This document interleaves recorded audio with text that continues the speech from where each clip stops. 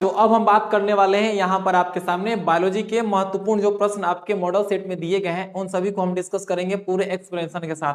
तो आपको कहीं जाने की आवश्यकता नहीं है, यहाँ पर बायोलॉजी के जितने भी प्रश्न होंगे पूरे एक्सप्लेनेशन के साथ आपको डिस्कस किए जाएंगे, ताकि इस मॉडल के जितने भी प्रश्न हो आप उसको सॉल्व कर सके। और साथ ही साथ जो बिहार बोर्ड ने अन्य भी मॉडल पेपर दिए हैं, अगर इस सेट से रिलेटेड उसमें प्रश्न है तो उसके प्रश्न भी आप हल कर सकते आसानी से वो भी। तो चलिए हम लोग देखते हैं। तो बच्चों यहाँ पे समझने का प्रयास करेंगे आप कि जो प्रश्न है आपके सामने पूछा गया है, और प्रश्न क्या है, बहुत ही इंपॉर्टेंट है, बहुत ही कह सके तो बहुत ही मजेदार प्रश्न है आपके सामने। देखिए प्रश्न पूछा जा रहा है कि ऑक्सीजन युक्त रक्त को हृदय से शरीर के विभिन्न भागों में ले जाने वाली जो रक्त वाहिनियां होती हैं वो कौन सी होती हैं। तो आप यहाँ पे समझने का प्रयास करेंगे। सबसे पहले हम थोड़ा सा देखते हैं डायग्राम। जब आप डायग्राम को अच्छे से समझेंगे तो उससे संबंधित जितना भी प्रश्न आपके सामने होंगे आप उसको आसानी से कर पाएंगे। थोड़ा सा देखते हैं। अगर हम बात करते हैं, नॉर्मल सी बात करते हैं, देखिए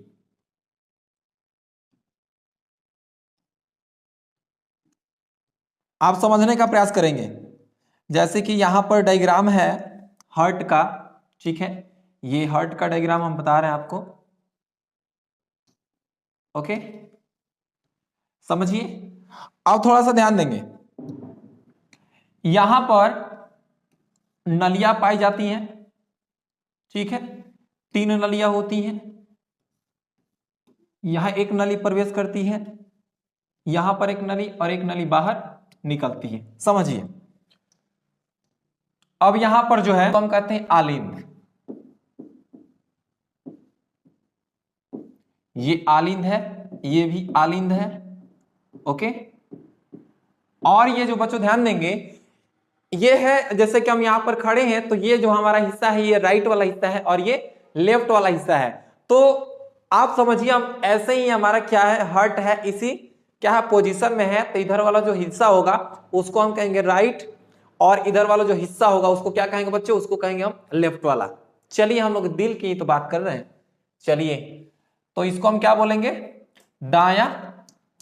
ओके, इसको हम बोलेंगे बाया। अब नीचे है, इसको हम कह सकते हैं दाया नीला, दाया नीला। ओके, और इसे कहेंगे हम बाया नीला, इस वाला हिस्सा को हम बोलेंगे बाया नीला,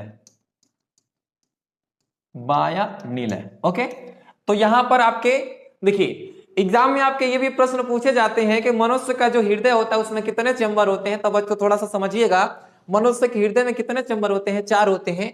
यानी कि देखिएगा 2 आलिंद और 2 निलय होते हैं, समझेंगे। ओके, लेकिन यहाँ पर प्रश्न कुछ और है, तो प्रश्न के हिसाब से हम यहाँ पे बात कर रहे हैं। लेकिन पूछा गया है, देखिएगा कि ऑक्सीजन युक्त रक्त को हृदय से शरीर के विभिन्न हिस्सों में ले जाने वाली रक्त वाहिनियां क्या होती हैं। तो समझिएगा आप, देखिए अब यहां पर देखते हैं, ये जो है इसको हम कहते हैं, ये वेना कावा है, यानी कि कहें तो ये वेन से रिलेटेड है। देखेंगे बच्चों, वेना कावा, वेना कावा, इसको कहते हैं सुपेरियर वेना कावा, इसको कहते हैं इंफेरियर, मतलब नीचे वाला हिस्सा इंफेरियर वेना कावा, ठीक है। और ये है coronary sinus, coronary sinus. Okay, अब देखिए थोड़ा सा समझते हैं। अब ये सुपेरियर वेना कावा है, कोरोनरी साइनस है, और ये इंफेरियर वेना कावा है। इनका काम है CO2 युक्त रक्त को किसमें लाना, तो हृदय के जो राइट ऑरिकल है, जी हाँ, जो यहाँ पे दाया आलिंद है इसको हम क्या कहते हैं, राइट ऑरिकल भी कहते हैं, ठीक है। ओके, राइट ऑरिकल का नाम से भी जाना जाता है, या कहते हैं तो उसको हम इंग्लिश में राइट ऑरिकल कहते हैं, ठीक है बच्चों, समझिएगा आप। तो जो सुपेरियर वेना कावा है, कोरोनरी साइनस है, और इंफेरियर वेना कावा है, ये करता क्या है, तो यह अशुद्ध रक्त को हृदय के ये दाया आलिंद है उसमें लेके आता है। थोड़ा समझिए, हृदय के दाया आलिंद में लेकर आता है।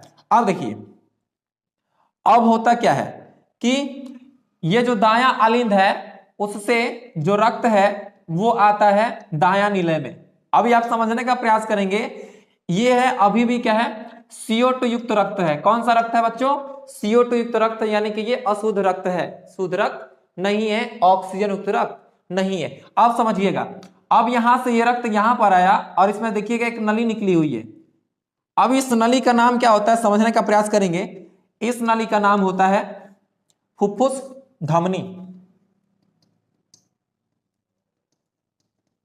फुफ्फुस धमनी, समझिए इसका नाम है फुफ्फुस धमनी।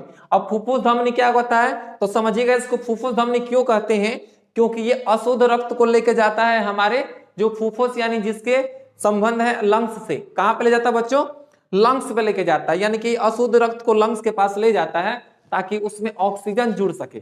ठीक है, तो समझिएगा अब क्या हुआ, ये जो फुफ्फुस धमनी है इसने क्या किया, रक्त को कहां लेके गया, तो रक्त को यह लेके गया आपके लंग्स में। अब लंग्स में क्या हुआ, तो लंग्स में ऑक्सीजन रक्त में जुड़ गया और उसमें जो कार्बन डाइऑक्साइड था वो क्या हुआ, तो बाहर चला गया। ठीक है, अब समझने का प्रयास करेंगे। तो ये ऑक्सीजनेटेड हो गया है। अब यहां पर ये जो ऑक्सीजन युक्त रक्त है वह लंग्स से पहुंचता है आपके जो बायां आलिंद है उसमें पहुंचता है। किसके द्वारा पहुंचता है तो समझिएगा, इसे कहते हैं फुफ्फुसीरा। क्या कहते हैं बच्चों, फुफ्फुसीरा, और इसको इंग्लिश में कहते हैं पल्मोनरी वेन। तो आप समझेंगे अब यहां पर जो रक्त आया है उसमें क्या है, ऑक्सीजन यानी कि ऑक्सीजनित है। अब समझिए ये ऑक्सीजनित रक्त कहां, देखिए राइट, ये जो बायां आलिंद है उससे पहुंचेगा बायां निलय में, और बायां निलय से एक नली निकली हुई है जिसको कहते हैं अओर्टा। क्या कहते हैं बच्चों, अओर्टा कहते हैं। और अओर्टा क्या है, इसको हिंदी में कहते हैं महाधमनी, यानी कि कहीं ना कहीं क्या है, ये रिलेटेड है आर्टरी से, जो कि क्या करता है, ऑक्सीजन युक्त रक्त को, हाँ जी इसमें जो रक्त कैसा है, ऑक्सीजन युक्त रक्त है। तो ये ऑक्सीजन युक्त रक्त को क्या करता है, शरीर के विभिन्न हिस्सों में लेकर के जाता है। चाहे आपका ये हाथ दिख रहा है, हाथ हो, पैर हो, या हर एक हिस्सा हो, उसमें क्या करता है, ऑक्सीजन युक्त रक्त को लेकर के जाता है। तो बच्चों इस प्रश्न का जो सही जवाब है वो हमने यहां पर बता दिया है। आप ऑप्शन देखिए और टिक करते हैं फटाक से। देखिए कि ऑक्सीजन युक्त रक्त को हृदय से शरीर के विभिन्न भागों में ले जाने वाली रक्त वाहिनियां क्या कहलाती हैं, तो बच्चों क्या कहलाएंगी, उनका क्या नाम है, धमनियां। क्या नाम है बच्चों, धमनियां।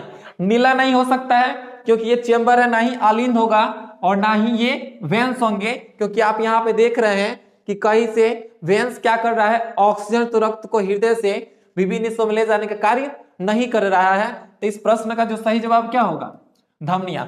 और हाँ बच्चों ये प्रश्न है, इसके साथ बहुत सारे ऐसे एक्सप्लेनेशन हमने आपको दे दिया जिससे बहुत सारे आपके एमसीक्यू क्या होंगे, तो हल हो जाएंगे। जैसे कि हृदय में कितने चैम्बर होते हैं, 4 होते हैं।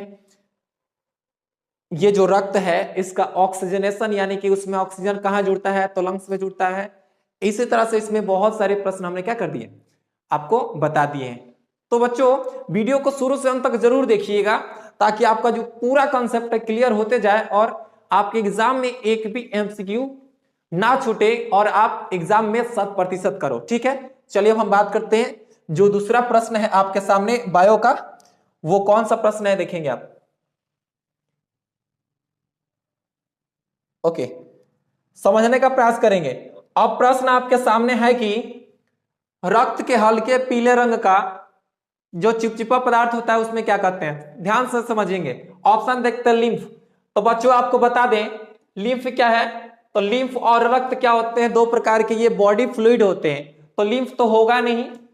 फिर यहाँ पे सीरम है, तो समझने का प्रयास करेंगे आप। जो क्या होता है, ब्लड जो प्लाज्मा होता है उससे हम क्या करते हैं, रक्त को थक्का बनाने वाले कारकों को क्या कर देते हैं, हटा देते हैं। तब जो पदार्थ बचता है उसको हम कहते हैं सीरम, यानी कि समझिएगा plasma minus clotting factor. Clotting factor यानी कि रक्त का जो थक्का बनाने वाले कारक होते हैं उन्हीं को हम क्या करते हैं, प्लाज्मा से हटा देते हैं, तो उसको हम क्या कहते हैं बच्चों, सीरम कहते हैं। क्लियर है, अब थोड़ा सा समझेंगे आप। जो आपके सामने तीसरा ऑप्शन है वह है प्लाज्मा। ठीक है, चौथा ऑप्शन इनमें से कोई नहीं, तो डी तो कदापि नहीं होगा। तो बच्चों ना ही ए होगा ना ही बी होगा। तो इस प्रश्न का सही जवाब क्या होगा, इस प्रश्न का सही जवाब होगा वो होगा प्लाज्मा, क्योंकि प्लाज्मा ही क्या है, रक्त का एक हिस्सा है जो कि हल्के पीले रंग का स्टिकी द्रव होता है, यानी चिपचिपा पदार्थ होता है। उम्मीद करते हैं यह प्रश्न है इसका सही जवाब आपको मिल गया है। चलिए हम बात करते हैं नेक्स्ट प्रश्न की, जो कि आपके सामने है। देखिएंगे जो अगला प्रश्न है कि किन पौधों की पत्तियों पर स्टोमाटा अनुपस्थित होते हैं। अनुपस्थित, हाँ बच्चों थोड़ा सा एक बात ध्यान देंगे, आप कभी भी प्रश्न को हल करने से पहले आप उसको अच्छे से पढ़ेंगे। जैसे कि देखिए किन पौधों की पत्तियों पर स्टोमाटा अनुपस्थित है। अगर किसी ने मान लेते हैं आपने पढ़ लिया इसे जल्दी जल्दी में कि किन पौधों की पत्तियों में स्टोमाटा उपस्थित है, तो यह प्रश्न आप गलती कर देंगे और इस प्रश्न का जो जवाब होगा वो पूरी तरह क्या हो जाएगा, गलत हो जाएगा। थोड़ा सा हम समझते हैं फिर से। पूछा जा रहा है कि किन पौधों की पत्तियों पर स्टोमाटा अनुपस्थित होता है। यहां पर ऑप्शन दिया गया है जीरोफाइट्स, जलमग्न हाइड्रोफाइट्स, एंजियोस्पर्म और इनमें से कोई नहीं। तो आप प्रश्न के जो ऑप्शन है उसके अनुसार समझिए। देखेंगे जीरोफाइट्स, अब जीरोफाइट्स का मतलब क्या होता है समझेंगे। जीरोफाइट्स का मतलब होता है कि वैसे पौधे जो क्या होते हैं शुष्क एरिया में पाए जाते हैं। जैसे कि हम बात कर लेते हैं, आपने कैक्टस का नाम सुना होगा, मरुस्थल में पाया जाता है, ठीक है। तो वे क्या होते हैं, जीरोफाइट्स होते हैं। और जो मरुस्थलीय पौधे होते हैं ना, उनकी जो स्टोमाटा होती है वो धंसी होती है अंदर की ओर। तो बच्चों यहाँ पे पूछा जा रहा है कि स्टोमाटा अनुपस्थित होता है, तो यहाँ पे हमने आपको बताया कि जो स्टोमाटा होगा इसमें क्या होता है, धंसा होता है, तो ये ऑप्शन नहीं होगा। फिर पूछा जा रहा है एंजियोस्पर्म, तो समझिए एंजियोस्पर्म हम किसे कहते हैं। देखिएगा एंजियोस्पर्म का मतलब होता है कि वैसे पौधे जिसमें फूल लगते हैं, वैसे पौधे जिसमें फूल लगते हैं, यानी कि फ्लावरिंग प्लांट। समझेंगे क्या बोलेंगे बच्चों, जो फ्लावरिंग प्लांट होते हैं जिनमें फूल लगते हैं उन्हें हम क्या कहते हैं, एंजियोस्पर्म। बट यहाँ पे प्रश्न पूछे जा रहे हैं। अब एक बात बताएंगे आप, अगर आपको हम रोज का फूल दें, ठीक है, और आप बताएं और उसकी पत्तियां आप देखें, तो पूछें क्या इसमें स्टोमाटा है। जी हाँ बिल्कुल उसमें स्टोमाटा पाया जाता है। तो इस प्रश्न का ये सी ऑप्शन भी नहीं होगा, ना ही ए होगा और ना ही डी होगा। जबकि ये जलमग्न हाइड्रोफाइट्स, ध्यान दीजिएगा, जो जलमग्न हाइड्रोफाइट्स हैं जिनको हम इंग्लिश में कहते हैं सबमर्ज्ड हाइड्रोफाइट्स, इसमें स्टोमाटा नहीं पाए जाते हैं। तो इस प्रश्न का सही जवाब क्या हो जाएगा, इस प्रश्न का सही जवाब हो जाएगा बी, यानी कि जलमग्न हाइड्रोफाइट्स। चलिए अब हम बात करते हैं जो नेक्स्ट प्रश्न है आपके सामने, किण्वन क्रिया पाई जाती है। तो बच्चों समझने का प्रयास करेंगे कि पूछा जा रहा है कि फर्मेंटेशन किसमें पाई जाती है।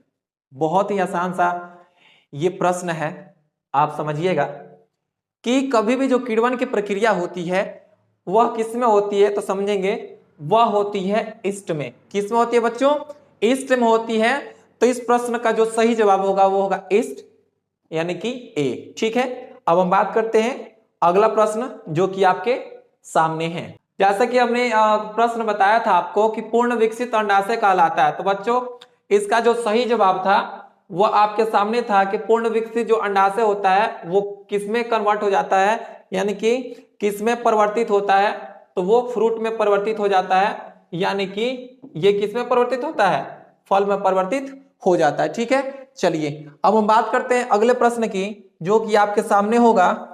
देखेंगे आप अगला प्रश्न है कि ग्लूकोज का रासायनिक सूत्र। ओके बच्चों आप समझिए, यहां पर पूछा जा रहा है कि ग्लूकोज का रासायनिक सूत्र क्या है। ऐसे प्रश्न आपके केमिस्ट्री में भी पूछे जाते हैं और ग्लूकोज का संबंध आपके बायोलॉजी से भी है, तो ये प्रश्न आपके सामने है। चलिए देखते हैं। जैसे समझिएगा कि जीवों के शरीर में ग्लूकोज आता कहां से है, तो अगर हम बात करते हैं एक प्रक्रिया होती है जिसका नाम है फोटोसिंथेसिस। क्या नाम बच्चों, फोटोसिंथेसिस। समझिएगा जैसे कि इसमें होता क्या है कि जो CO2 है, CO2 और H2O, देखिए CO2 और H2O है, ठीक है, ये रिएक्ट करता है और क्या बनाता है C6H12O6, जिसको हम कहते हैं ग्लूकोज। क्या कहते हैं बच्चों, ग्लूकोज कहते हैं। और यही पूछा जा रहा है कि ग्लूकोज का रासायनिक सूत्र क्या है, तो ग्लूकोज का रासायनिक सूत्र क्या होगा, C6H12O6 इस प्रश्न का सही जवाब होगा, ठीक है। उम्मीद करते हैं हमारे बताने से पहले आपने इस प्रश्न का जो जवाब है कमेंट बॉक्स में कमेंट जरूर कर दिया होगा, क्योंकि ये प्रश्न क्या है, बहुत ही आसान है और ऐसे प्रश्न ही आपके एग्जाम में पूछे जाएंगे। किसी प्रकार की डिफिकल्ट प्रश्न नहीं पूछे जाएंगे, छोटे छोटे प्रश्न पूछे जाएंगे, बट आप में थोड़ा सा कंसेप्ट होना चाहिए। ठीक है, ओके। अब कि निम्नलिखित में किसे पौधे का प्रकाश संश्लेषी इकाई कहते हैं? बहुत ही मजेदार प्रश्न है और बहुत ही कंसेप्ट वाला है, आप इसको समझने का प्रयास करेंगे क्योंकि प्रश्न पूछा जा रहा है बहुत अच्छे तरीके से। कि यहां पर पूछा गया है कि निम्नलिखित में किसे प्रकाश संश्लेषी इकाई कहते हैं, तो आप समझने का प्रयास करेंगे। अब देखिएगा यहां पर ऑप्शन आपके सामने है क्लोरोप्लास्ट, फिर है प्लास्टिड, फिर है क्लोरोफिल और फिर है क्वांटासोम। थोड़ा सा एक बात बताते हैं आपको, अगर आपने क्लोरोप्लास्ट पढ़ा होगा ना तो आप जानते हैं कि क्लोरोप्लास्ट क्या है, तो वो एक प्रकार का प्लास्टिड है। देखिए एक प्रकार का प्लास्टिड है, प्लास्टिड का ही क्या है, एक प्रकार है क्लोरोप्लास्ट, लेकिन इससे प्रकाश संश्लेषी इकाई पूछा जा रहा है तो समझने का प्रयास करेंगे बच्चों कि जो ये क्लोरोप्लास्ट है ना, इसको हम प्रकाश संश्लेषी इकाई नहीं कहते हैं, इसको हम कहते हैं प्रकाश संश्लेषी अंगक। समझेंगे, प्रकाश संश्लेषी अंगक कहते हैं। क्या कहते हैं बच्चों, प्रकाश संश्लेषी अंगक, यानी कि फोटोसिंथेटिक ऑर्गेनील कहा जाता है। जब फोटोसिंथेटिक ऑर्गेनील कहा जाता है तो ये फोटोसिंथेटिक यूनिट नहीं हो सकता है, तो ऑप्शन ये तो कभी नहीं होगा। फिर यहां पर समझने का प्रयास करेंगे कि क्लोरोप्लास्ट में ही क्या पाया जाता है बच्चों, क्लोरोफिल पाया जाता है। क्या पाया जाता है, क्लोरोफिल पाया जाता है। ठीक है, अब समझिए। और क्लोरोफिल को हम क्या कहते हैं, तो क्लोरोफिल को हम कहते हैं प्रकाश संश्लेषी वर्णक, प्रकाश संश्लेषी वर्णक। तो प्रकाश संश्लेषी वर्णक कौन है, क्लोरोफिल है। तो बच्चों प्लास्टिड क्या है, तो एक प्रकार का कोशिकांग है और उसका प्रकार है क्लोरोप्लास्ट, और क्लोरोप्लास्ट के अंदर क्लोरोफिल है जो कि प्रकाश संश्लेषी वर्णक है। अब यहाँ पे ऑप्शन है क्वांटासोम। ठीक है, अब पूछा जा रहा है कि क्वांटासोम कि यहाँ पे निम्नलिखित में किस पौधे का ये किसे पौधे का प्रकाश संश्लेषी इकाई कहते हैं, तो बच्चों थोड़ा सा समझिएगा। जैसे कि आपने क्लोरोप्लास्ट के डायग्राम को देखा था कि इसमें देखिएगा इसका डायग्राम कुछ इस प्रकार से है, दोहरे झिल्ली वाली एक कोशिकांग है। ठीक है, और इसमें खुद का अपना डीएनए पाया जाता है, आप समझिएगा। ठीक है, अब आप बीच में देखिएगा जो सिक्के के जैसी संरचना दिख रही है ना, इसको हम क्या कहते हैं बच्चों, इसको हम कहते हैं ग्रेना। क्या कहते हैं, इसे हम कहते हैं ग्रेना। अब थोड़ा सा इसके ग्रेना के जो इकाई है, इसमें छोटे छोटे जो सिक्के के जैसी संरचना है उसको हम निकाल करके देखते हैं, तो बच्चों इसको हम कहते हैं थाइलाकोइड, थाइलाकोइड कहते हैं। ओके, थाइलाकोइड कहते हैं। अब समझिए जो थाइलाकोइड है इसका जो मेम्ब्रेन है, समझने का प्रयास करेंगे आप। थाइलाकोइड है, इसका जो मेम्ब्रेन है उसी में खास प्रकार के कण पाए जाते हैं, खास प्रकार के पार्टिकल्स पाए जाते हैं, कुछ खास प्रकार के कण पाए जाते हैं। ठीक है, अब इन्हीं कण को हम क्या कहते हैं बच्चों, इन्हीं कण को हम कहते हैं क्वांटासोम, क्वांटासोम। ठीक है, इन्हीं कण को क्या कहते हैं, क्वांटासोम। और वास्तविक अगर बात करें कि प्रकाश संश्लेषण की प्रक्रिया क्लोरोप्लास्ट में कहां होती है, तो बच्चों प्रकाश संश्लेषण की जो प्रक्रिया होती है वह होती है क्वांटासोम में, और क्वांटासोम को ही हम क्या कहते हैं, फोटोसिंथेटिक यूनिट कहते हैं। क्या कहते हैं बच्चों, इसे ही हम फोटोसिंथेटिक यूनिट कहते हैं। तो इस प्रश्न का जो सही जवाब होगा वह क्या होगा बच्चों, क्वांटासोम होगा। कहीं भी आपको किसी भी प्रकार से समस्या हो तो आप कमेंट जरूर करेंगे, बट यहां पे हम आपको बता दें इस प्रश्न का सही जवाब क्या है, क्वांटासोम होगा। आप क्लोरोफिल को टिक आउट नहीं करेंगे क्योंकि क्लोरोफिल क्या है, प्रकाश संश्लेषी वर्णक है। ठीक है, उम्मीद करते हैं इस प्रश्न का जवाब आप जान चुके हैं। अब देखिएगा, अब आपके सामने है जो प्रश्न है कि अंडोत्सर्ग का कारण है, यानी कि बच्चों पूछा जा रहा है कि ओवरी से जो एग रिलीज होता है, समझिए जैसे कि क्या है, ये मान लेते ये फीमेल का ओवरी हो गया। ठीक है जी, ओवरी है। अब क्या होता है कि ओवरी से रिलीज होता है, देखिएगा ओवरी से ये रिलीज होता है ओवम। ओके, ये क्या है बच्चों, ये है ओवम, जिसको हम हिंदी में कहते हैं अंडाणु। अब ये ओवरी से अंडाणु का निकलना, ओवरी से जो अंडाणु निकलता है, इस प्रक्रिया को हम कहते हैं ओवुलेशन। क्या कहते हैं बच्चों, ओवुलेशन कहते हैं, यानी कि इसे हम कहते हैं अंडोत्सर्ग।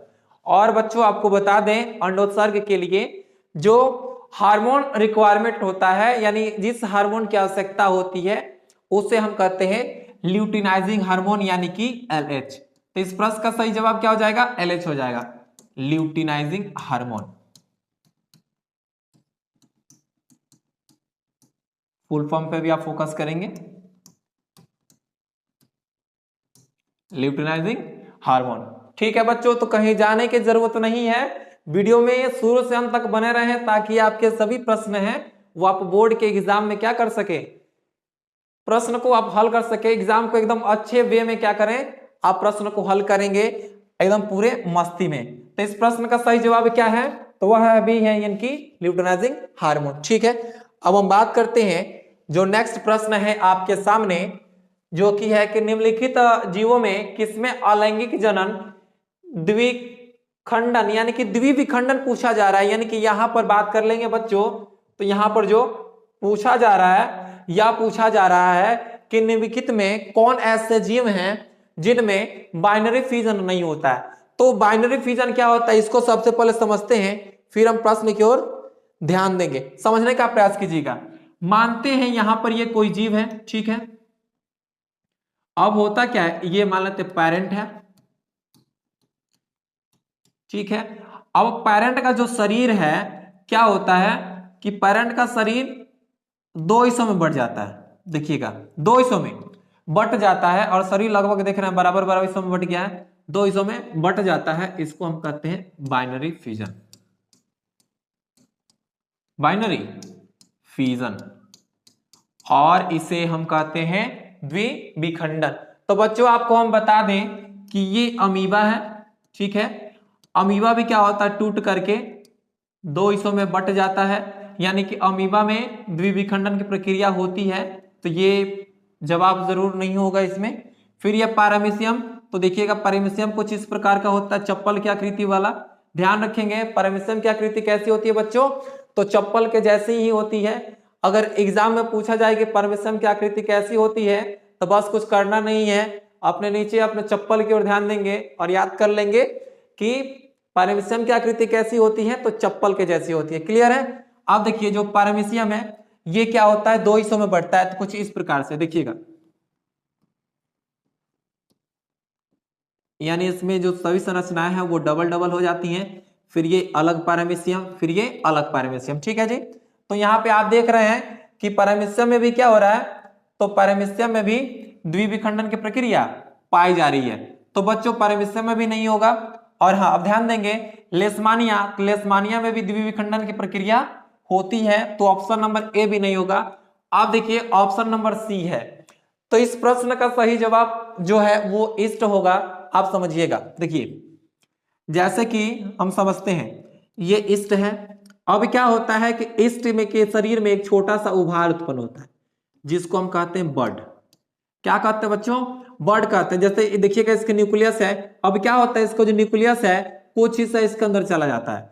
अब कुछ देर के बाद क्या होता है, ये अपने जनक से अलग हो जाता है। देखिए अलग हो गया, तो यहाँ पे क्या हो रही है, तो यहाँ पर मुकुलन की प्रक्रिया हो रही है। कौन सी प्रक्रिया हो रही है बच्चों, तो बर्डिंग की प्रक्रिया, बर्ड से डेवलप हो रहा है नया जीव, तो इसको हम कहते हैं बर्डिंग। क्या कहते हैं बच्चों, बर्डिंग कहते हैं, यानी कि मुकुलन कहते हैं। जबकि प्रश्न पूछा जा रहा है कि निम्नलिखित जीवों में किसमें अलैंगिक जनन द्विखंडन द्वारा नहीं होता है, तो इस प्रश्न का सही जवाब क्या होगा, ईस्ट होगा, क्योंकि ईस्ट में बाइनरी फिजन नहीं होता है, जबकि होता है बर्डिंग यानी कि मुकुलन। ठीक है बच्चों, अब हम बात करते हैं नेक्स्ट प्रश्न की, जो कि आपके सामने है, प्रश्न संख्या 60। आप समझिए अब प्रश्न पूछा जा रहा है, बहुत ही महत्वपूर्ण प्रश्न है, और यह प्रश्न है आपके जो चैप्टर नंबर फर्स्ट है पोषण, उससे संबंधित है। अगर आपने पोषण चैप्टर को अच्छे से पढ़ा होगा तो वहां पर हमने आपको बताया है कि जो पोषण की प्रक्रिया में एक प्रक्रिया होती है जिसका नाम है प्रकाश संश्लेषण, जिसमें क्या होता है कि जो वायुमंडल के अंदर जो CO2 है उसको पौधे ग्रहण करते हैं। क्या करते हैं बच्चों? ग्रहण करते हैं और उससे बनाते हैं ग्लूकोज। समझिएगा, वायुमंडल से क्या आया यहां पर समझिए, एटमॉस्फेयर है, एटमॉस्फेयर से क्या आया? CO2। किसने ग्रहण किया? पौधा ने। पौधा ने क्या बनाया? ग्लूकोज। ओके, पौधा ने क्या बनाया? ग्लूकोज। ग्लूकोज को किसने ग्रहण किया? जंतु ने। समझिए, जंतु ने या पादप ने भी, ठीक है, पादप पे तो ऑलरेडी उसके पास है, तो पादप ने क्या किया? ग्रहण किया। अब क्या हुआ कि ये जो जंतु है, समझिए, जंतु के शरीर में ग्लूकोज टूटा, जंतु के शरीर में ग्लूकोज टूटा और क्या हुआ? उसको एनर्जी मिली। ठीक है, और एक बात बताएंगे, जब जंतु का शरीर में ग्लूकोज टूटा तो उससे क्या मुक्त हुआ? CO2। क्या मुक्त हुआ? CO2। ठीक है, एक और बात ध्यान देंगे, जब यहां पर जो CO2 पौधा ने ग्रहण किया अपना भोजन बनाने के लिए, तो उसने एक प्रक्रिया किया जिसको हम कहते हैं प्रकाश संश्लेषण। क्या कहते हैं बच्चों? प्रकाश संश्लेषण। तो प्रकाश संश्लेषण में साथ में ऑक्सीजन गैस भी रिलीज होती है एज अ बाई प्रोडक्ट। अगर आप इस चैनल पर नए हैं तो इस चैनल पर जो न्यूट्रिशन चैप्टर है उससे रिलेटेड MCQ प्लेलिस्ट में आपको मिल जाएंगे, वहां पर ये प्रश्न जरूर दिए गए हैं कि बाई प्रोडक्ट क्या होता है। तो बच्चों यहाँ पे आप समझेंगे, अगर आपके एग्जाम में ये पूछ लिया जाए कि प्रकाश संश्लेषण का बाई प्रोडक्ट क्या होता है, तो ध्यान देंगे ऑक्सीजन होता है। क्लियर है? तो सुनिए कि प्रकृति में ऑक्सीजन का संतुलन कैसे बना होता है। तो कैसे बना होता है? तो प्रकाश संश्लेषण में क्या मुक्त होता है? CO2। पौधे ने क्या ग्रहण कर लिया? नहीं। और प्रकाश संश्लेषण में क्या मुक्त होता है बच्चों? ऑक्सीजन। और पौधे ने क्या ग्रहण किया? CO2। अब क्या होता है कि जैसे कि ऑक्सीजन रिलीज हुआ, ग्रहण किया, इस प्रकार क्या होता है कि ऑक्सीजन और जो कार्बन डाइऑक्साइड है इसकी मात्रा क्या होती है? बैलेंस बनी रहती है। तो बच्चों इस प्रश्न का सही जवाब क्या होगा? वह होगा प्रकाश संश्लेषण। चलिए बात करते हैं हम नेक्स्ट प्रश्न की, देखिएगा। ओके, अब प्रश्न नंबर जो है 61 यानी कि 61। अब प्रश्न 61 क्या कह रहा है समझने का प्रयास करेंगे आप कि भोजन के पाचन में निम्नलिखित में किस रस की भूमिका होती है, यानी कि किस जूस की भूमिका होती है।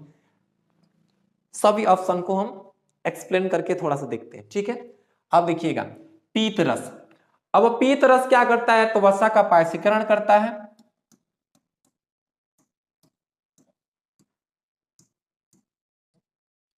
क्या करता है बच्चों? पायसीकरण करता है। किसका पायसीकरण करता है? तो फैट का। ओके, आंत रस है, पूर्ण पाचन में भाग लेता है। ओके, अग्नाशय है, ये भी पाचन में भाग लेता है। तो बच्चों इस प्रश्न में आप देख रहे हैं कि भोजन के पाचन में निम्नलिखित में किस रस की भूमिका होती है। तो पीत रस की भी भूमिका होती है, आंत रस की भी भूमिका होती है, और साथ ही साथ जो पैनक्रियाटिक जूस है यानी कि जो अग्नाशयी रस है इसकी भी भूमिका होती है। इसलिए इस प्रश्न का जो सही जवाब होगा वह क्या होगा बच्चों? तो वह हो जाएगा डी।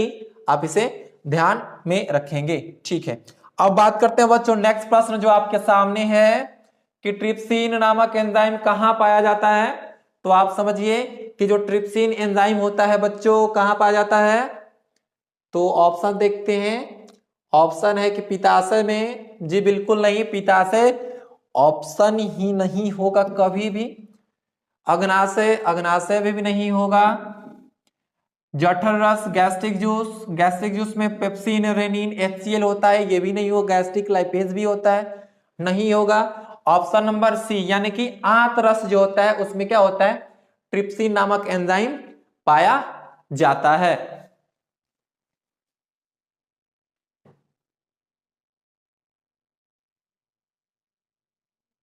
ओके, तो बच्चों थोड़ा सा आप ध्यान देंगे, ये जो प्रश्न पूछा जा रहा है कि ट्रिप्सिन नामक एंजाइम पाया जाता है, तो ट्रिप्सिन नामक एंजाइम किसमें पाया जाता है, थोड़ा सा हम ऑप्शन की ओर पहुंचते हैं और थोड़ा सा आप ध्यान देंगे। देखिएगा, ऑप्शन ये है कि पित्ताशय, तो पित्ताशय में तो नहीं पाया जाता है, जठरस में भी नहीं पाया जाता है। अब देखिए अग्नाशय है और ऑप्शन है आंतरस। ठीक है, थोड़ा सा समझेंगे आप। देखिएगा, जैसे क्या होता है, ये होता है आपका ये एस्टोमक, क्लियर है, ओके, ये है एस्टोमक। अब जो एस्टोमक है इससे क्या होता है, यहां पे देखिए पूरे एक्सप्लेनेशन आप समझेंगे। यहां पे एक ग्रंथि है जिसको हम कहते हैं पैनक्रियास। क्या कहते हैं बच्चों, पैनक्रियास कहते हैं। आप समझिए, ये जो हिस्सा आपको दिख रहा है ना, जो सी आकृति का है, इसको हम कहते हैं डुओडिनम। क्या कहते हैं बच्चों, डुओडिनम कहते हैं। ठीक है, अब डुओडिनम कहते हैं ना, तो देखिएगा अब पैनक्रियाज से क्या होता है कि पैनक्रियाटिक जूस रिलीज किए जाते हैं और ये पहुंचते हैं कहां, डुओडिनम में। कहां पहुंचते हैं बच्चों, डुओडिनम में पहुंचते हैं, जो कि छोटी आंत का ही एक हिस्सा है। ठीक है, तो एक बात आप समझिए कि जो ट्रिप्सिन एंजाइम होता है वह बनता तो कहां है, अग्नाशय में बनता है, यानी कि अग्नाशयी रस में उपस्थित होता है, और आता कहां है, आंत में आता है, ना कि आंत रस में। ठीक है, आंत में आता है और पाचन की प्रक्रियाएं होती हैं। तो बच्चों जो इस प्रश्न का सही जवाब है वह है अग्नाशय, आपको कंफ्यूज नहीं होना है। ठीक है, चलिए अब हम बात करते हैं जो नेक्स्ट प्रश्न आपके सामने है। जैसे कि प्रश्न है, आहार नाल का सबसे लंबा हिस्सा। क्या बच्चों, longest part of the alimentary canal. ठीक है, अब पूछा जा रहा है कि आहार नाल का सबसे लंबा हिस्सा कौन सा है, तो बच्चों थोड़ा सा आप ध्यान देंगे। देखिए आहार नाल का सबसे लंबा हिस्सा, अब देखिए ग्रसनी, यहां पे ऑप्शन आपके सामने है कि ग्रसनी है, यानी कि फेरिंग्स, फिर एस्टोमक, फिर ये ईसोफेगस, फिर ये स्मॉल इंटेस्टाइन। थोड़ा सा आप डायग्राम की ओर फोकस करेंगे। देखिए हम आपको डायग्राम ही बता देते हैं, आप ही जवाब दे देंगे खुद। देखिएगा, मान लेते हैं, थोड़ा सा रुकिए और डायग्राम देखिए।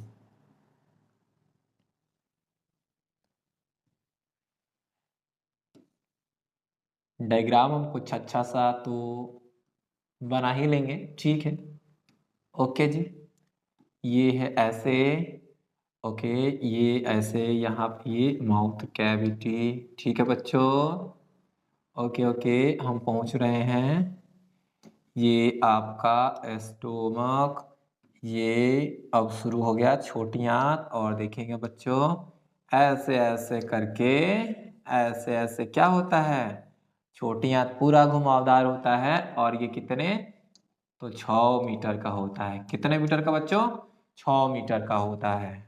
ठीक है, और टोटल जो हमारा एलिमेंट्री कैनाल है उसकी लंबाई होती है 8 से 10 मीटर। तो बच्चों यहाँ पे आप समझेंगे कि 8 से 10 मीटर एलिमेंट्री कैनाल में 6 मीटर खुद क्या है, छोटी आंत ही है। क्या है बच्चों, स्मॉल इंटेस्टाइन ही है। तो चलो ना आप ही बता दो कि आहार नल का सबसे लंबा भाग क्या होगा, ग्रसनी होगा?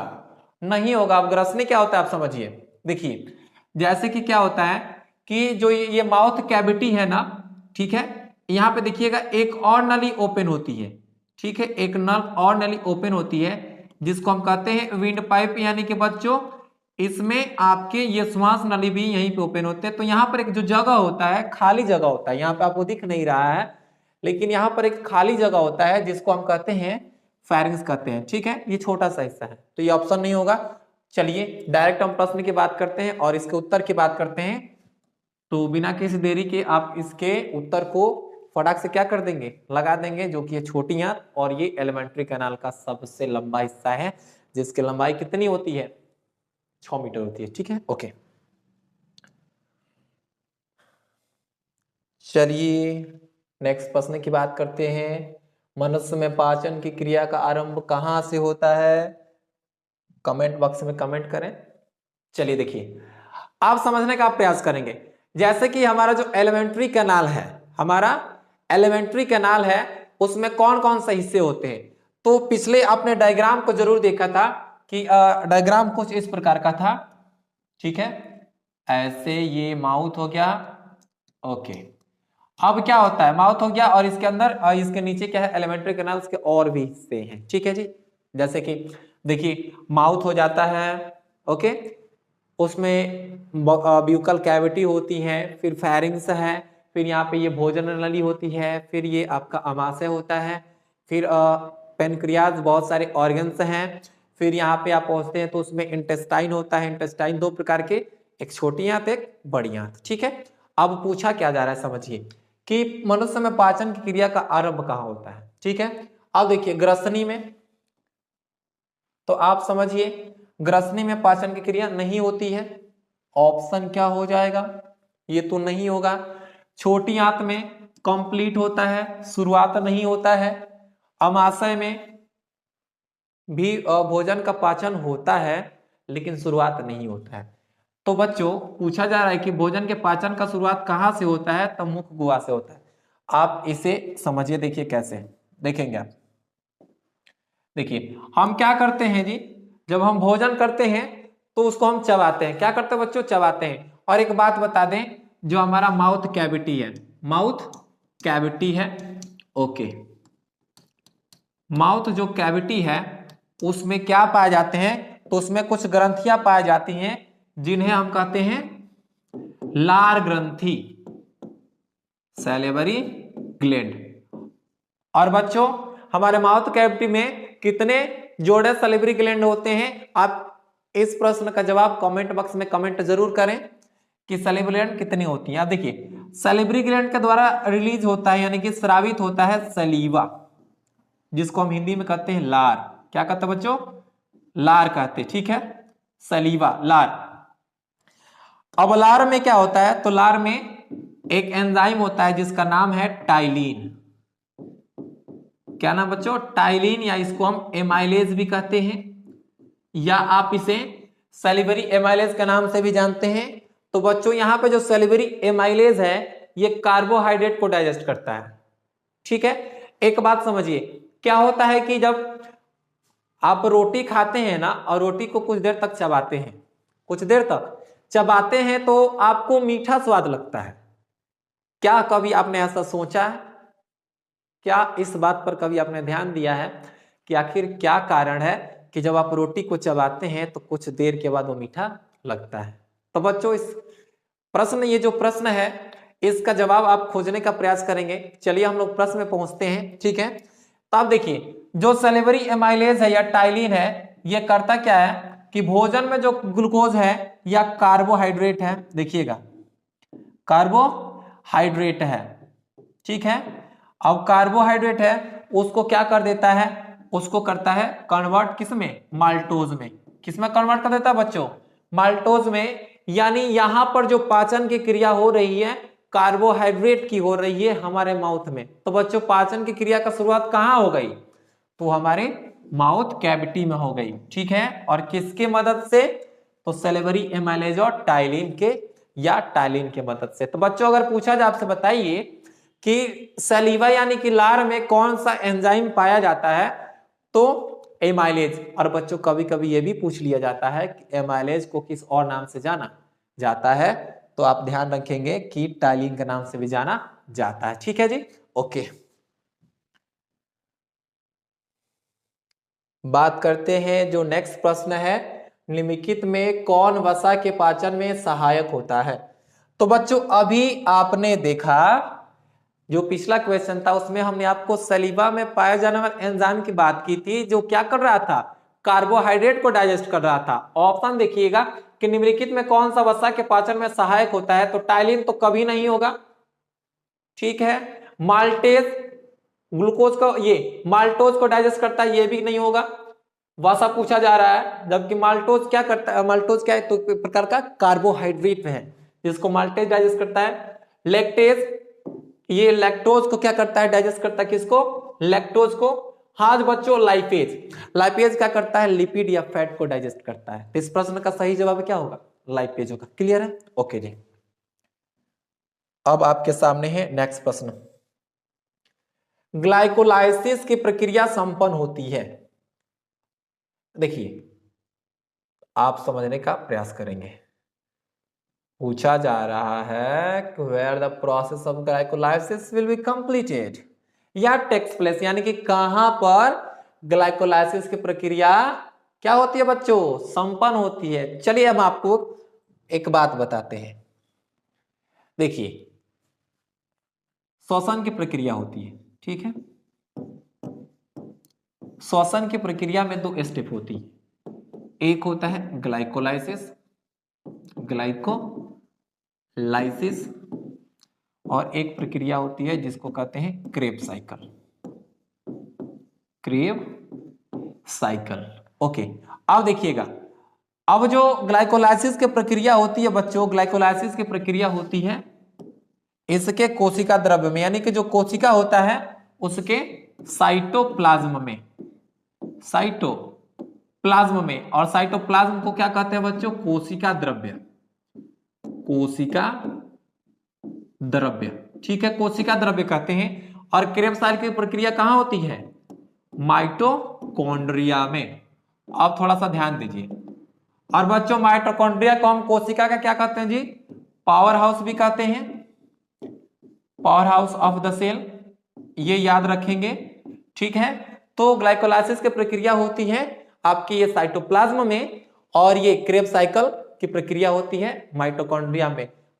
अगर ग्लाइकोलाइसिस पूछा गया है तो प्रश्न ये भी हो सकता है कि क्रेब साइकिल कहां होता है, तो हमने आपको पहले ही जवाब बता दिया कि माइटोकॉन्ड्रिया में होता है, ठीक है। तो इस प्रश्न का सही जवाब क्या है बच्चों? कोशिका द्रव्य, यानी कि साइटोप्लाज्म। ओके जी, बात कर ले नेक्स्ट प्रश्न की। 67 ओजोन परत है, समझिएगा।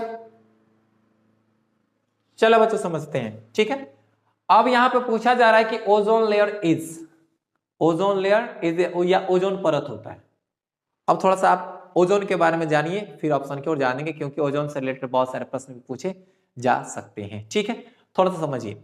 अब ये जो ओजोन परत है, ओजोन जो परत है, जैसे यहाँ पे जो ओजोन है,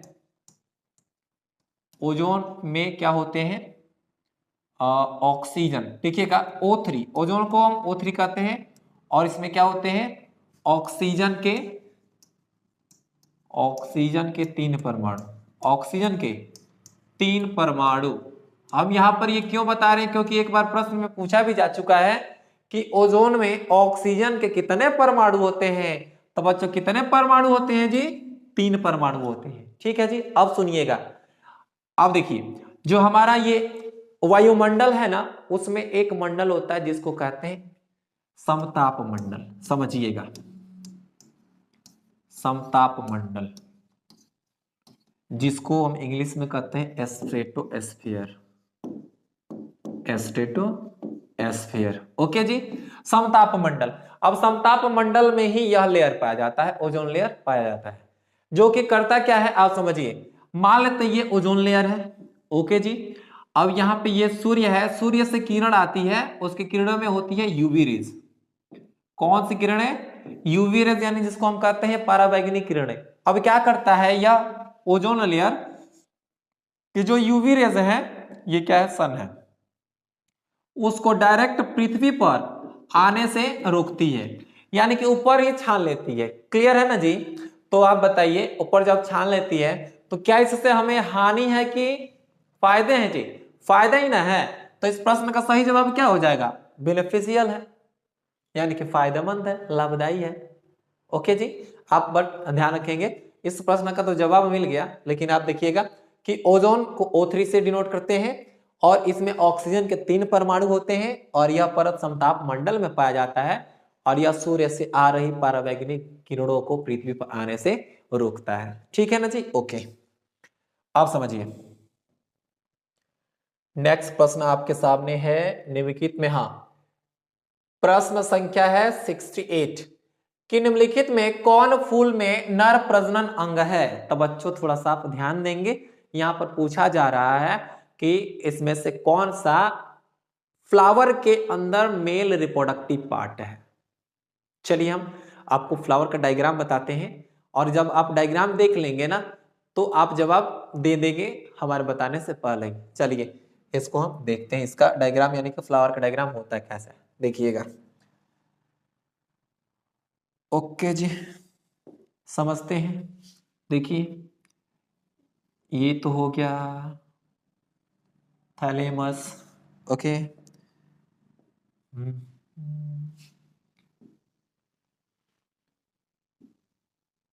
ठीक है।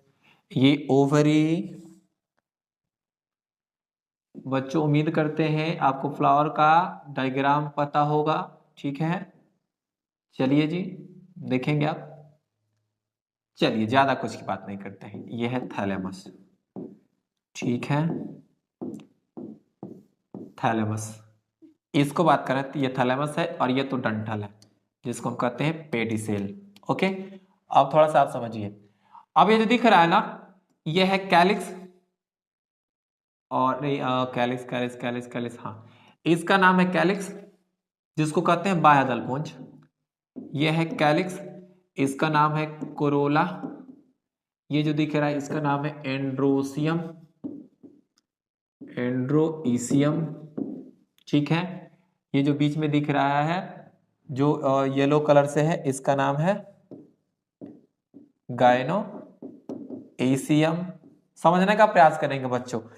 जहां जहां आपको एंड्रो शब्द मिले, जहां जहां आपको एंड्रो शब्द मिले, आप समझिएगा कि किसकी बात हो रही है, मेल की हो रही है। और जहां जहां पर आपको गायनो यानी कि गायने शब्द मिले, देखिएगा आप जानते हैं जैसे कि डॉक्टर होते हैं ना, एक मेल और फीमेल, यानी जो फीमेल डॉक्टर होती हैं या कह दे तो ये महिलाओं के रोगों वाले डॉक्टर होते हैं, उनको गायनेकोलॉजी या गायनी कहते हैं, ठीक है ना जी।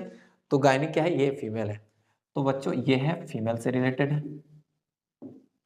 ओके, लेकिन प्रश्न आपके सामने पूछा जा रहा है कि निम्नलिखित में कौन फूल में नर जनन अंग है।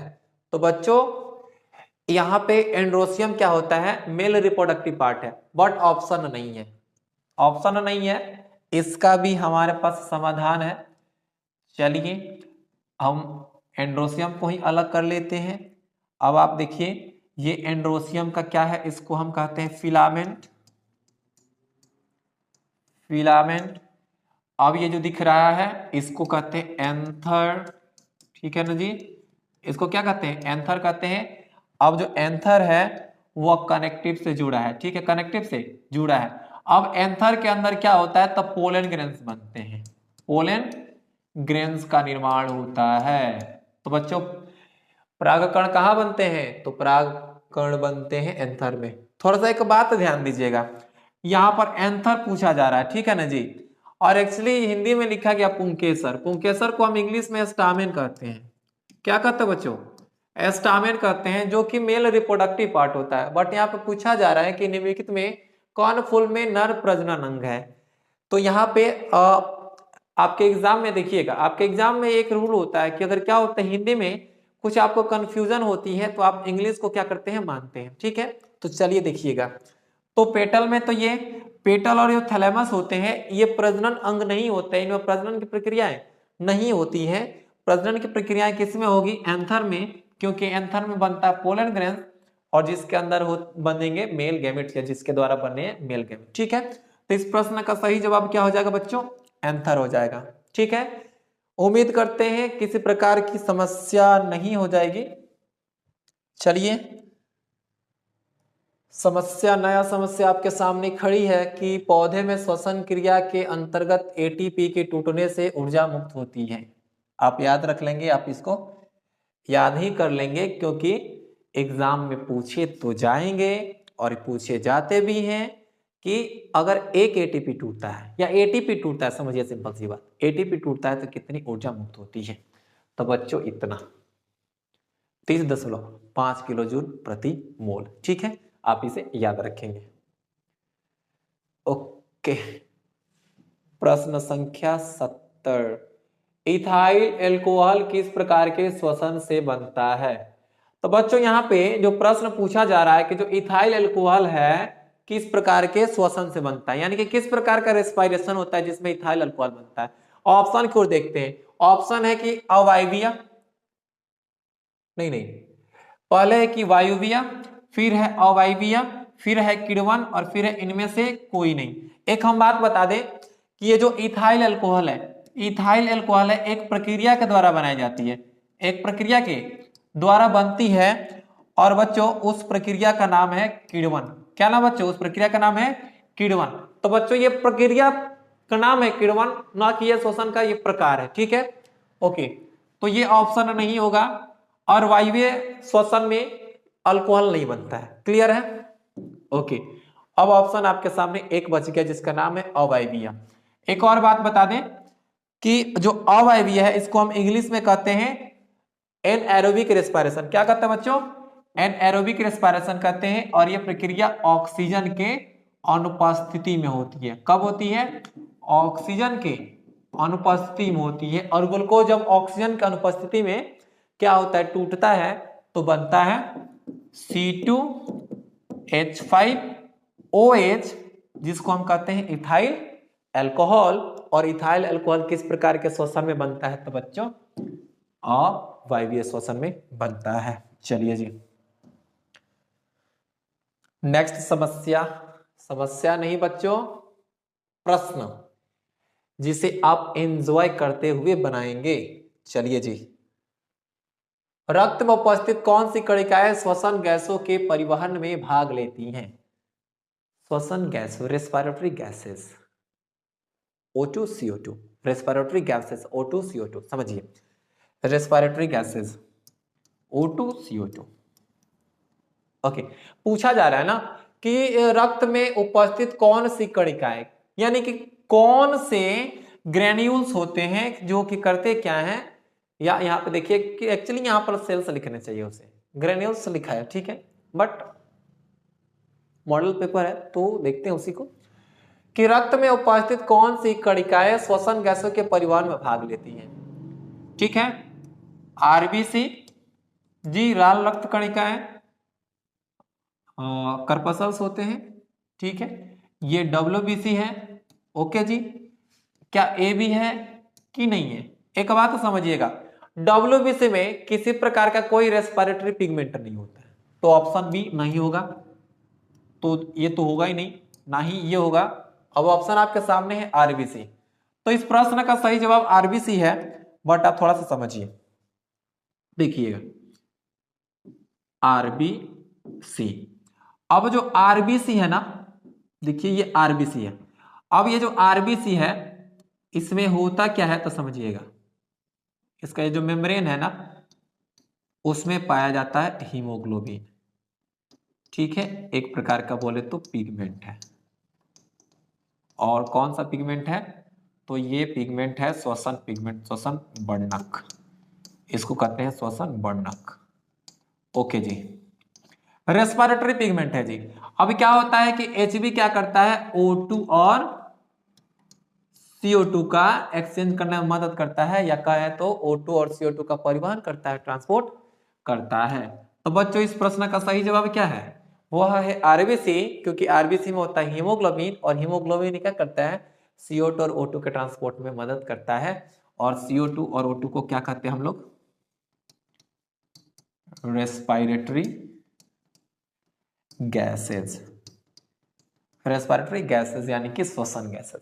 ठीक है जी, ओके, क्लियर होगा।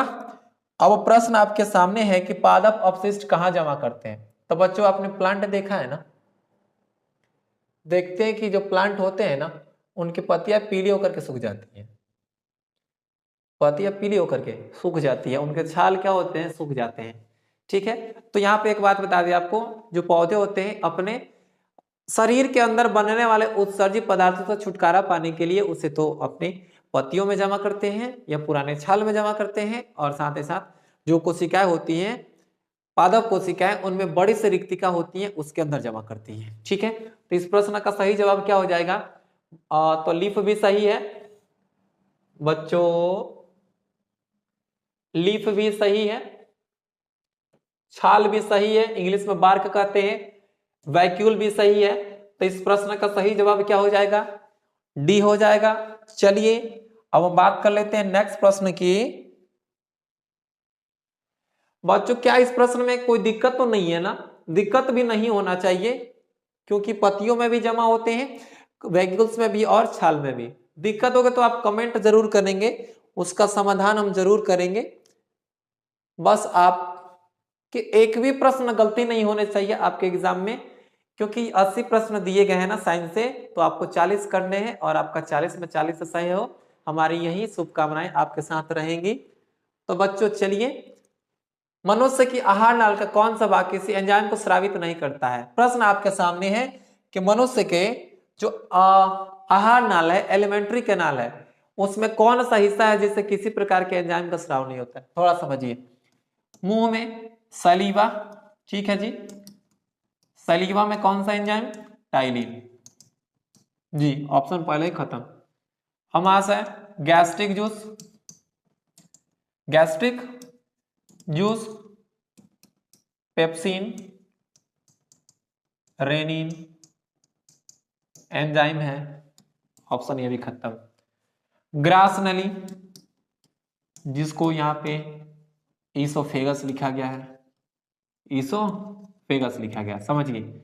जैसे कि देखिएगा, ओके ये ऐसे होगा, ये माउथ हो गया, ठीक है। तो ये है बिकल कैविटी और ये है भोजन नली। तो बच्चों आपको बता दें कि भोजन नली में किसी प्रकार के ऐसे कोई ग्रंथियां पाई नहीं जाती हैं जो कि क्या करें, एंजाइम को स्रावित करें। तो बच्चों इस प्रश्न का सही जवाब क्या हो जाएगा? ग्रास नली, क्योंकि ग्रास नली में कोई एंजाइम को स्रावित करने वाली ग्रंथियां होती ही नहीं है, तो यहाँ पर एंजाइम उपस्थित होगा ही कैसे, यानी कि स्रावित होगा ही कैसे।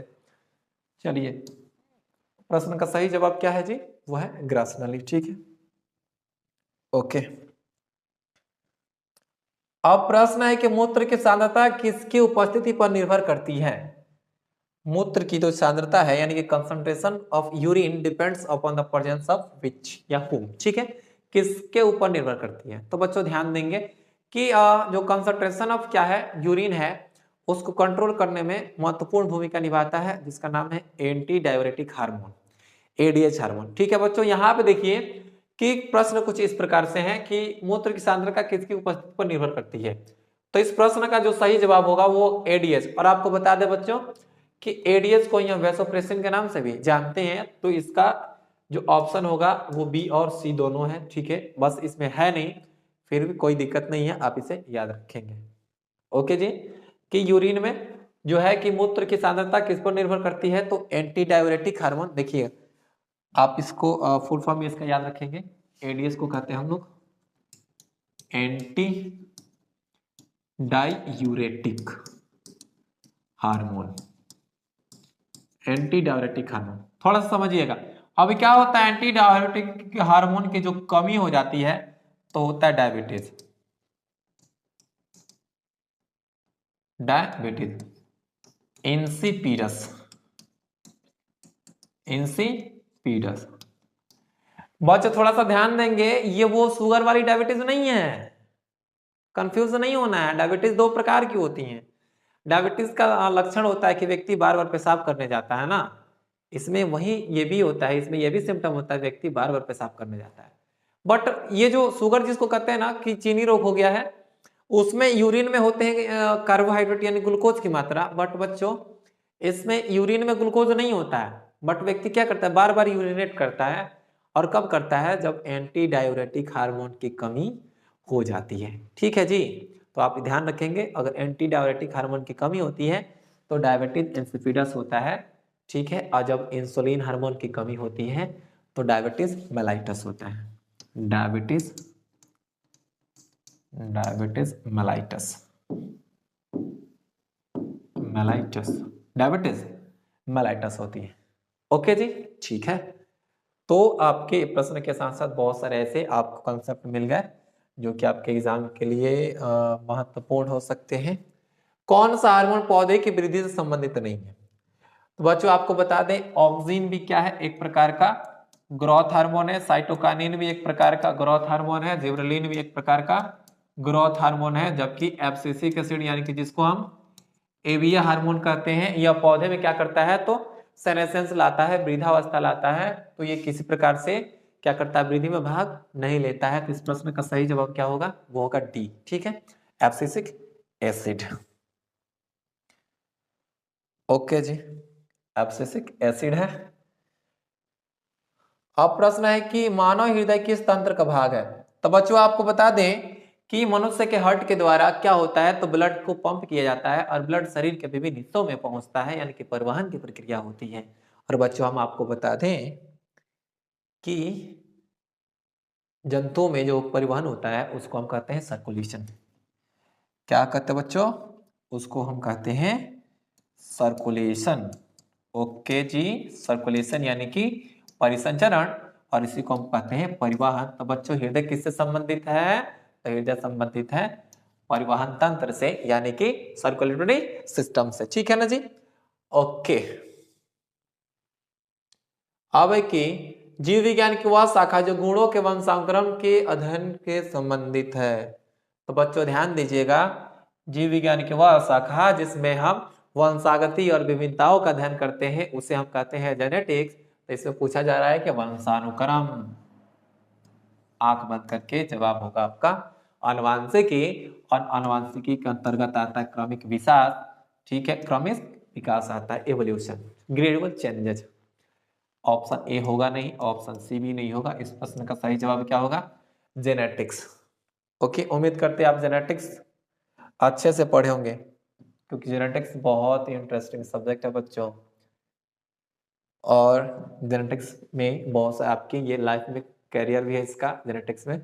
अब है कि श्वसन क्रिया में निम्नलिखित में से किस गैस को ग्रहण किया जाता है। चलिए आप समझिए, जब हम सांस लेते हैं ना बच्चों, तो वायुमंडल में जितने भी गैसेज होती हैं वह हमारे लंग्स में पहुंचती है। समझिए, ये मान लेते हैं ये हमारा लंग्स है। ठीक है जी, ये लंग्स है, इधर से हवा पहुंच रहा है। हवा में कौन कौन सा है, आपके नाइट्रोजन भी है, O2 भी है, CO2 भी है, इसके अलावा अन्य गैसेस भी है, ये पहुंच रहा है। ठीक है, ओके। अब देखिएगा इसमें जैसे कि हमारा जो लंग्स है उसमें होता है एल्वियोली। अब एल्वियोली से क्या होता है, ऑक्सीजन को सेलेक्ट किया जाता है और ऑक्सीजन पहुंच जाता है रक्त में, यानी कि यहाँ पर जो ऑक्सीजन है वो क्या होता है, रक्त में चला जाता है। ठीक है, और बाकी सभी को वहां पे क्या कर दिया जाता है, रिजेक्ट कर दिया जाता है। जैसे कि समझिए, मानते हैं जैसे कि मान लेते हैं बहुत सारे लड़के हैं, ठीक है, या शादी ब्याह की बात चल रही है, जैसे कि स्वयंवर होता है ना बच्चों, स्वयंवर, उसमें क्या होता है कि जो एक जिनका शादी होना रहता है वो लड़की आती है और क्या करती है, अपने हिसाब से क्या करती है, उसको जो अच्छा लगता है उसको वो क्या करती है, माला को पहना देती है, और वो व्यक्ति क्या होता है, पति पत्नी बन जाते हैं। बहुत इंटरेस्टिंग बात होता है स्वयंवर। अभी तो नहीं हो रही है, लेकिन पुराने जमाने में स्वयंवर ही होता था, यानी कि जिसको जो पसंद आ जाए वो हो जाता था। ठीक है, ओके। तो यहाँ पे पूछा जा रहा है कि जो पसंद है, जो आवश्यक है, उसी को हम सेलेक्ट करेंगे, जो आवश्यक नहीं है उसको हम रिजेक्ट करेंगे। तो बच्चों यहाँ पे समझिए, कौन सी आवश्यक है, ऑक्सीजन आवश्यक है। ठीक है, श्वसन की प्रक्रिया में ऑक्सीजन आवश्यक है। तो बच्चों ऑक्सीजन को क्या कहता है, ऑक्सीजन को एक्सेप्ट कर लिया जाता है, ऑक्सीजन को ग्रहण कर लिया जाता है, बाकी को रिजेक्ट कर दिया जाता है। ठीक है जी, लेकिन पहुंचते हैं सभी। तो बच्चों इस प्रश्न का सही जवाब क्या होगा, किसको ग्रहण करेंगे हम, ऑक्सीजन को। ओके, चलिए नेक्स्ट प्रश्न है 79, ग्लूकोज में कार्बन के कितने परमाणु होते हैं। चलिए ग्लूकोज का फॉर्मूला ही देख लेते हैं, C6H12O6, C बराबर 6, H बराबर 12 और O बराबर 6। तो कार्बन के कितने परमाणु है, 6। या इसके अलावा थोड़ा सा एक कंसेप्ट और जानिए, अगर पूछ जाए कि अनुपात बताइए, क्या पूछा जाए बच्चों, अनुपात बताइए किसका, कार्बन का, हाइड्रोजन का और ऑक्सीजन का। तो 6:12:6, 6 एकम 6, 6 दूनी के 12, 6 एकम 6, यानी कि ग्लूकोज में कार्बन, हाइड्रोजन और ऑक्सीजन का जो रेशियो होगा 1:2:1 हो सकता है। ठीक है, लेकिन वो जवाब नहीं है, इस प्रश्न का जवाब है वह है क्या, तो 6, यानी कि कार्बन की संख्या कितनी है, 6 होती है, ये 6 कार्बन, ठीक है, सुगर होता है, 6 कार्बन सुगर होता है। बच्चों आपके लिए एक प्रश्न है कि डीएनए में कौन सा शुगर पाया जाता है? आप इसका जवाब कमेंट बॉक्स में कमेंट करें कि डीएनए में कौन सा शुगर पाया जाता है। अब एमसीक्यू का शायद अंतिम ही प्रश्न है कि मस्तिष्क में अनैच्छिक क्रियाओं का नियंत्रण केंद्र, यानी कि अनैच्छिक जो क्रियाएं होती हैं वह कहाँ नियंत्रित होती हैं, आप समझिएगा। थोड़ा सा समझते हैं, जैसे देखिएगा। ओके बच्चों, ये हमारा ब्रेन है। ओके, यहाँ पे ये है सेरिबेलम। अब इससे एक निकला हुआ है रस्सी के जैसा, इसको ये है मेडुला। ठीक है जी, मेडुला। और एक आपको बात बताएं कि जैसे कि आपने प्रतिवर्ती क्रिया का नाम सुना होगा। प्रतिवर्ती क्रिया, जैसे प्रतिवर्ती क्रिया होता है ना, वो एक प्रकार की अनैच्छिक क्रिया है और जिसका डायरेक्ट नियंत्रण मेडुला ऑब्लिंगेटा से कर लिया जाता है। तो बच्चों समझेंगे, जो अनैच्छिक क्रिया होती है इसका नियंत्रण किससे होता है? मेडुला ऑब्लिंगेटा से। जैसे देखिए सांस लेते हैं हम, ठीक है, सांस लेते हैं। अब ऐसा नहीं है कि हमेशा ऐसा हम क्या कर सकते हैं, इसको घंटों घंटों रोक सकते हैं। ये अनैच्छिक प्रक्रियाएं होती हैं सांस लेना, ठीक है। हम ऐसा नहीं है कि एक से मन करेगा तभी सांस लेंगे, मन नहीं करेगा छोड़ देंगे, ठीक है। तो यहाँ पे अनैच्छिक क्रियाएं, और अनैच्छिक क्रियाओं का नियंत्रण किसके द्वारा होता है? तो बच्चों अनैच्छिक क्रियाओं का नियंत्रण होता है मेडुला में, ठीक है। मेडुला में इसके केंद्र पाए जाते हैं। तो इस प्रश्न का सही जवाब क्या है? वह है मेडुला। तो बच्चों बिहार बोर्ड के द्वारा जो मॉडल पेपर प्रकाशित की गई है, जो मॉडल पेपर फर्स्ट है, इसमें हमने बायोलॉजी के प्रत्येक क्वेश्चन को डील किया है, ठीक है, वो भी पूरे एक्सप्लेनेशन के साथ। तो वीडियो को आप इतना शेयर कर दें कि बिहार के हर एक बच्चे के पास पहुंचे और इस वीडियो से उसको बहुत फायदे हो और वो एग्जाम में जाए और अपने एग्जाम में जो 80 प्रश्न है ना, उसमें जो 40 प्रश्न करने हैं उसका एक भी प्रश्न गलत ना हो, ताकि उसके भी क्या हो, मार्क्स अधिक आए। ठीक है बच्चों, तो आप भी पढ़िए और अपने दोस्तों को भी शेयर कीजिए ताकि उनके भी एग्जाम की तैयारी अच्छे से हो सके। चलिए, best of luck for your exam.